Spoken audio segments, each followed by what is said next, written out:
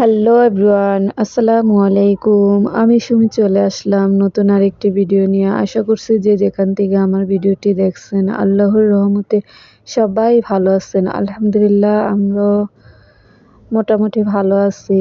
এখন যাচ্ছি আমার জায়ের বাপের বাড়ি। আমার জায়ের বাপ অসুস্থ, সে স্ট্রোক করেছেন, হাসপাতাল থেকে আসছেন। এখন আমরা যাচ্ছি দেখতে, সবাই মিলে, সব জায়েরা মিলে, মামি শাশুড়ি বাচ্চারা মিলে সবাই যাচ্ছি। আমার জায়ের বাপের বাড়ি বেশি দূর না, একই গ্রামে, মাত্র 2 মিনিট লাগে হেঁটে যেতে। তো আমরা এখন বাড়িতে এসে পৌঁছাইলাম। দেখুন কি অবস্থা আমার জায়ের বাপের, আসলে দেখার মতো না। এটা স্ট্রোক করে এক সাইড, মানে পা হাত লাড়াতে পারে না, ঘাড়, এখন সে খেতেও পারে না। এই যে স্ট্রোক করে যে হা করে আছে, ওইভাবেই হা করে আছে, মুখ বুঝাতেও পারে না।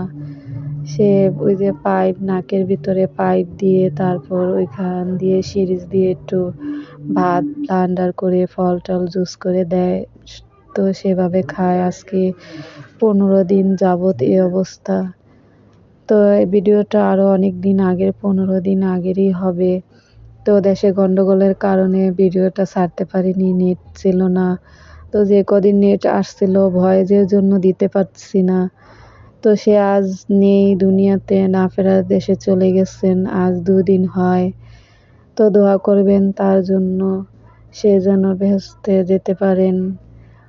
তারপর দেখুন আমাদের কিছু নাস্তা দিল খেতে। তো আমার জায়ের বাচ্চাটা খাইতেছে। তো বিস্কুট দেখলে পানি চায়, যে পানি দিয়ে ভিজিয়ে খাবে। তো এখন পানি এনে দেবে, ও পানি দিয়ে ভিজিয়ে বিস্কুটটা খাবেন। তো আমরা খাওয়া দাওয়া করে তারপর চলে গেলাম বাড়িতে। আর আপনাদের একটাই রিকোয়েস্ট, আমার ভিডিওটা লাইক করবেন, শেয়ার করবেন বেশি বেশি, আর আমার চ্যানেলটা সাবস্ক্রাইব করে আমার পাশে থাকবেন। আপনাদের একটি লাইকে আমার ভিডিও করার আগ্রহ করে দেবেন। তারপর দেখুন ওখান থেকে এসে বিকালে এখন নাস্তা করব, কি খাবো ভাবছি। তো ভাবলাম একটু সেমাই রান্না করি। এটা হচ্ছে লাচ্চা সেমাই। তো ভেজে নিচ্ছি একটু লাল লাল করে, বাদামি কালার ভেজে নিব। তারপর দুধটা দেখুন এখানে 2 কেজি দুধ নিয়েছিলাম, তো ঘন করে একটু, তারপর একটু কর্নফ্লাওয়ার অ্যাড করে দিলাম একটু দুধটা ঘন হওয়ার জন্য। তো আসলে এটা আমি ইউটিউবে দেখেছিলাম এভাবে সেমাই রান্না করা, তো আমি ফার্স্ট টাইম রান্না করলাম।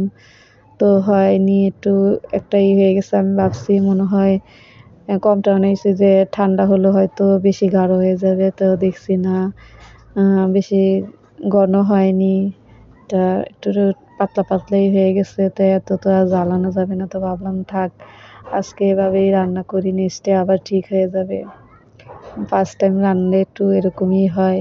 তো আজকের ভিডিওটা এ পর্যন্তই। সবাই ভালো থাকবেন, আল্লাহ হাফেজ।